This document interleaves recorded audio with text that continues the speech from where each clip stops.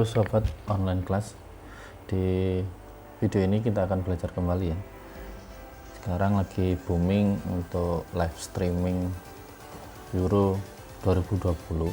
Jadi bagi kalian yang mungkin kebingungan gimana bisa melihat live streamingnya melalui komputer, jadi kita tidak harus menunggu melalui televisi ya, kita bisa juga melihat live streamingnya di internet. Nah, di sini kita akan belajar caranya untuk melihat live streaming Euro 2020. Namun sebelum saya beritahu caranya untuk live streaming, pasti supaya kita bisa lihat live streaming kita harus menyediakan komponen atau pendukung-pendukungnya. Nah, live streaming ini bisa kalian lakukan melalui handphone maupun PC ataupun laptop ya. Jadi asalkan peralatan-peralatan kalian bisa terkonek internet. Nah, dari itu di sini saya akan mengajarkan gimana cara mengkonekkan PC atau laptop yang belum bisa konek internet menjadi bisa konek internet melalui media kabel ya. Jadi orang biasanya sering menggunakan wifi, tapi kita akan menggunakan kabel dengan tujuan kita live streamingnya lebih stabil. Nah, untuk supaya kita bisa menggunakan media kabel pasti kita butuhkan beberapa perangkat ya. Kalian bisa mencari beberapa perangkat pendukung. Perangkat pendukung yang saya gunakan di sini itu adalah router board. Jadi perangkat mikrotik yang mirip seperti yang ada di sini yang saya tunjuk ini ya. Kalian bisa tentukan mana yang sesuai kemampuan kalian. Yang paling murah itu adalah yang RB931. Ini sudah memiliki wifi dan juga memiliki 3 port. Jadi kalian bisa connect dari wifi, kemudian kalian rubah menjadi kabel ke PC kalian. Jadi tipe-tipe ini yang memiliki fasilitas wifi dan bisa dirubah ke kabel sesuai kebutuhan kalian. Nah, gimana caranya untuk mendapatkannya? Kalian bisa beli di salah satu toko online, boleh melalui yang saya tunjukkan ini. Kalian bisa pilih salah satu sesuai budget kalian, kemudian kalian pilih masukkan ke keranjang dan lakukan pembayarannya ya. Nah, jika kalian sudah menerima perangkatnya, baru kalian hubungkan semuanya, dimana perangkat ini entah di port yang kedua kalian masukkan ke PC kalian kabelnya. Nah, kemudian gimana sih cara konfigurasinya? Untuk tahap awal, untuk khusus mikrotik, kalian harus menyiapkan beberapa aplikasi pendukung untuk cara mengkonfigurasinya. Nah, untuk cara pendukungnya itu adalah menggunakan aplikasi yang bernama Winbox ya, Windows Box, dimana Winbox ini berjalan di operating system Windows. Cara mendapatkannya, kalian bisa buka Google Chrome kalian, browser kalian, masuk ke mikrotik, akses mikrotik. Nah, di sini ada mikrotik.com. Kemudian kalian klik software. Nah, di sini ada Winbox. Kalian tentukan sesuai operating system kalian ya, atau Windows kalian 64 bit atau 32 bit. Punya saya ini kebetulan 64 bit. Bukan download yang 64 bit. Oke, kalau sudah download ya, kalau sudah terdownload, saya open, double klik saja, kita run, kemudian kita refresh. Nah, kalau misalkan MikroTik kita sudah 100% terkonek dengan komputer kita, itu pasti muncul seperti ini. Nah, kebetulan MikroTik yang saya gunakan adalah RB951UI ya, yang kalau di online shop sekitar seharga kurang lebihnya 1 jutaan ya.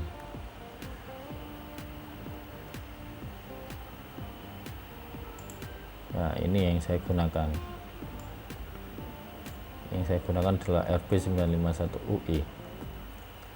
Nah, untuk cara loginnya, kalian klik dulu perangkatnya, nama MAC address-nya ini, kemudian login itu adalah admin, passwordnya biarkan kosong seperti ini, kemudian klik connect. Nah, ini adalah tampilan awal dimana MikroTik kita belum sama sekali belum pernah terkonfigurasi ya.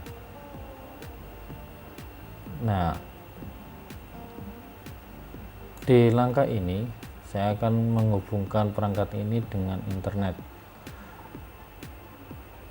Kebetulan internet saya gunakan itu menggunakan WiFi, kemudian dari router MikroTik ini akan saya rubah menjadi kabel untuk saya gunakan ya, melalui kabel supaya saya bisa live streaming, lihat live streaming Euro 2020.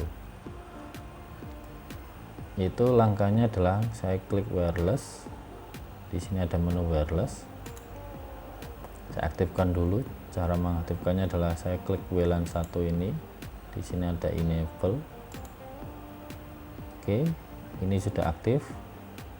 Kemudian langkah kedua yaitu saya mengisikan password dari provider. Jadi WiFi saya ini kebetulan ada passwordnya. Saya isikan di menu security profile ya, yang dari awal kita di sini WiFi interface ya. Di sini ada tab security profile. Kemudian kita klik add. Ini ada tanda plus, kita add. Name ini bebas, tidak harus ini ya. Modenya dynamic key. Kita bisa pilih WPA, PSK, WPA atau PSK sesuai dengan sistem yang digunakan oleh WiFi ya, WiFi kita yang disediakan oleh provider. Ini saya masukkan passwordnya.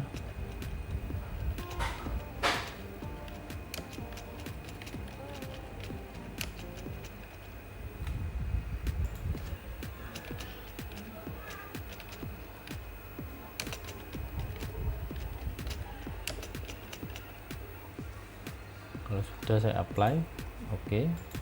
Nah, kemudian kita masuk kembali lagi ke namanya WiFi interface.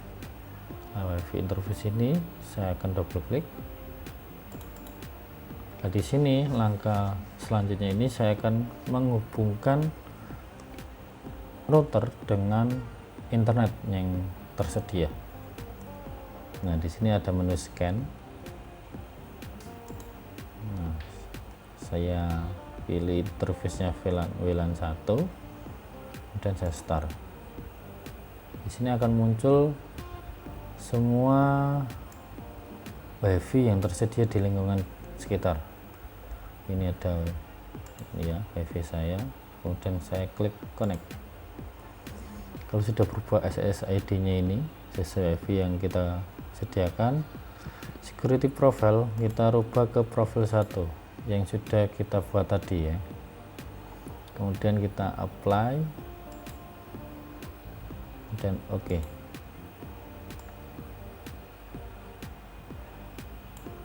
Nah, di sini kita belum bisa memastikan berhasil atau tidak. Untuk memastikannya, kebetulan ISP ini menyediakan namanya IP otomatis Maka dari itu saya akan mengaktifkannya, menggunakannya IP otomatisnya, yaitu saya menggunakan namanya IP DHCP client. Saya klik menu IP, kemudian di sini ada DHCP client. Saya klik DHCP client, kemudian di sini ada saya plus. Interface-nya ada menu interface, saya klik WLAN 1 dan saya tombol apply, kemudian oke. Nah, jika posisinya stop begini berarti ada permasalahan antara WLAN 1 dengan ISP ya, bisa jadi ada kendala di koneksi wifi nya internet ya. Saya double klik profil 1,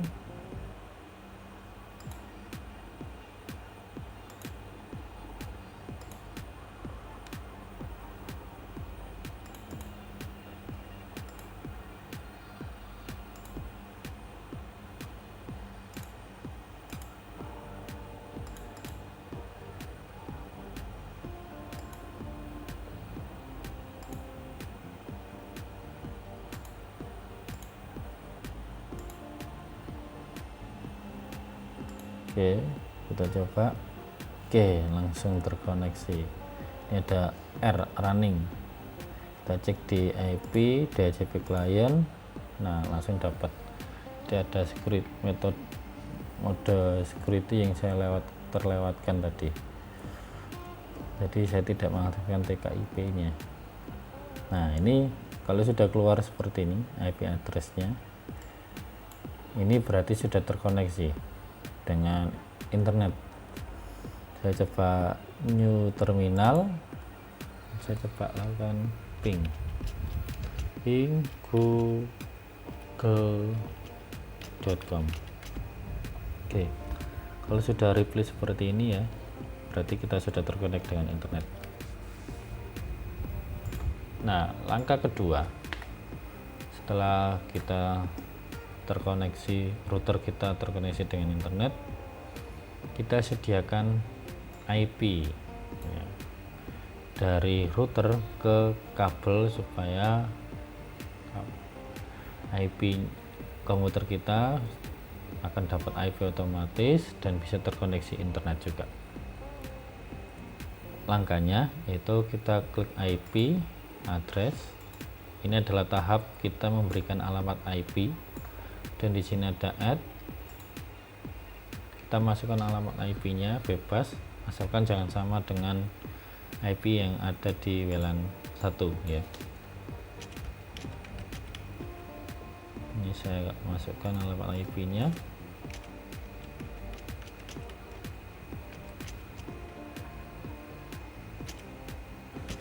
Saya /24. Ini kebetulan saya terhubung dengan Ether 2 ya, yang berjalankan Ether 2, karena itu saya masukkan di Ether 2.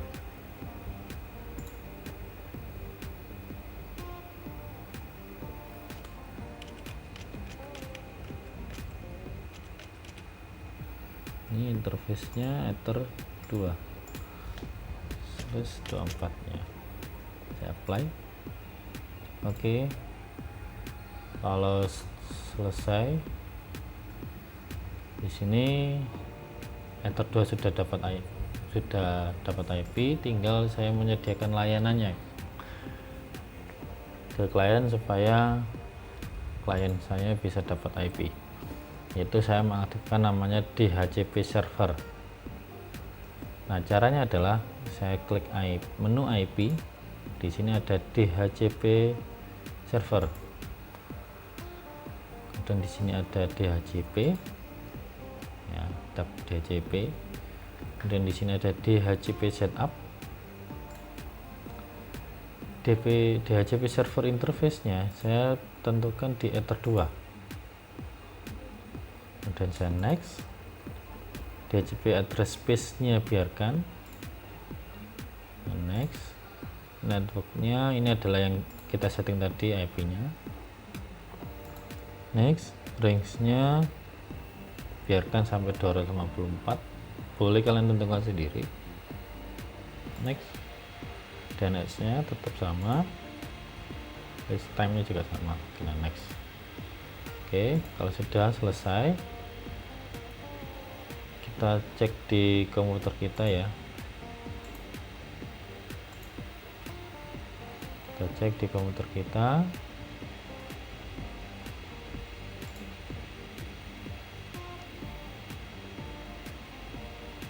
Nah, ini yang Ether 2. Kita disable terlebih dahulu. Kemudian kita enable supaya dapat IP baru ya. Nah, kita ada, oh kok belum ya, belum dapat IP. Kita cek dulu apakah sudah menggunakan DHCP. Oh, ini masih static, saya abaikan dulu. Oke, close. Nah, kita cek, double klik tile. Nah, ini sudah menggunakan IP yang kita gunakan, yang kita buat tadi. Nah, langkah kedua ini bukan berarti sudah selesai semua, ini masih belum selesai ya, dimana kita sudah memberikan layanan tapi koneksi internetnya belum tersharing. Nah, dari itu saya akan connect kembali. Nah, cara men-sharingkan koneksi internet ini yaitu kita melakukan konfigurasi namanya konfigurasi NAT, yaitu di menu IP firewall, kemudian di sini ada NAT, di sini ada menu tombol add ya, kita add. Actionnya ini adalah menggunakan mesh grid, kemudian kita pindah ke tab general, C nya src NAT. Out interface nya kita pilih yang WLAN 1, nah, keluarnya ke WLAN 1, kita apply, kita oke. Kemudian kita coba ping ke Google atau ke command prompt saja, ping google.com. Oke, kalau sudah ini sudah bisa sudah terkoneksi internet. Nah, kemudian kita kembali lagi ke tujuannya. Setelah komputer kita koneksi internet, kita bisa melihat live streaming Euro 2020 ya, Euro 2020. Caranya untuk kita melihat live streaming, kita akses saja, ada yang namanya yandex.com ya, kita ketikkan ini tampilannya. Kalau saya ketikkan ulang yandex.com, yandex.com, dan kita masukkan Euro 2021. Nah, kita akan dimasukkan ke live streamingnya papuktv.com, atau kalian langsung mengakses papuktv.com bisa. Nah, oke, ini ada add-on saya yang terblokir ya. Nah, kalau sudah bisa, kalau browser kalian bisa, itu langsung keluar ya, di belakang ini keluar. Ya, mungkin itu sekian dari saya untuk gimana caranya kita bisa melihat live streaming, mulai dari komputer kita belum bisa koneksi internet dan bisa koneksi internet, dan kita bisa nonton live streaming. Sekian untuk hari ini, sampai jumpa di tutorial berikutnya. Terima kasih.